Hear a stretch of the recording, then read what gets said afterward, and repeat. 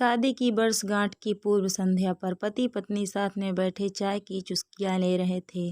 संसार की दृष्टि में वो एक आदर्श युगल था। प्रेम भी बहुत था दोनों में, लेकिन कुछ समय ये ऐसा प्रतीत हो रहा था कि संबंधों पर समय की धूल जम रही है। शिकायतें धीरे धीरे बढ़ रही थीं। बातें करते करते अचानक पत्नी ने एक प्रस्ताव रखा कि मुझे तुमसे बहुत कुछ कहना होता है, लेकिन हमारे पास समय ही नहीं होता एक दूसरे के लिए। इसीलिए मैं 2 डायरियां ले आती हूँ और हमारी जो भी शिकायतें हो हम पूरा साल अपनी अपनी डायरी में लिखेंगे। अगले साल इसी दिन हम एक दूसरे की डायरी पढ़ेंगे ताकि हमें पता चल सके कि हम में कौन सी कमियां हैं जिससे कि उसका पुनरावर्तन ना हो सके।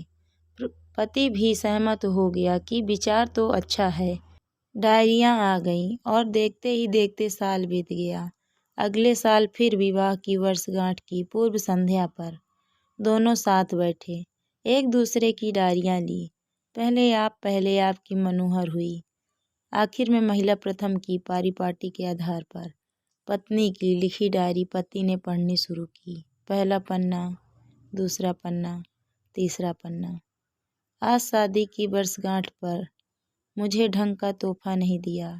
आज होटल में खाना खिलाने का वादा करके भी नहीं ले गए। आज मेरे फेवरेट हीरो की पिक्चर दिखाने के लिए कहा तो जवाब मिला बहुत थक गया हूँ। आज मेरे मायके वाले आए तो उनसे ढंग से बात नहीं की। आज बरसों बाद मेरे लिए साड़ी लाए, भी तो पुराने डिजाइन की। ऐसी अनेक रोज की छोटी छोटी फरियादें लिखी हुई थीं। पढ़कर पति की आंखों में आंसू आ गए। पूरा पढ़कर पति ने कहा कि मुझे पता ही नहीं था मेरी गलतियों का।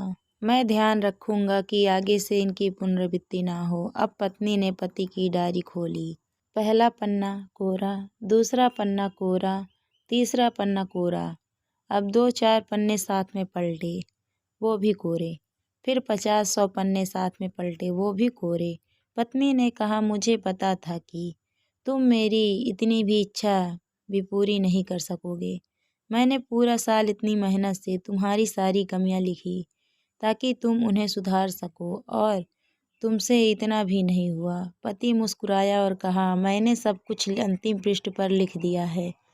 पत्नी ने उत्सुकता से अंतिम पृष्ठ खोला। उसमें लिखा था मैं तुम्हारे मुंह पर तुम्हारी जितनी भी शिकायत कर लूं, लेकिन तुमने जो मेरे और मेरे परिवार के लिए त्याग किए हैं और इतने वर्षों में जो असीमित प्रेम दिया है, उसके सामने मैं इस डायरी में लिख सकूं ऐसी कोई कमी मुझे तुम में दिखाई ही नहीं दी।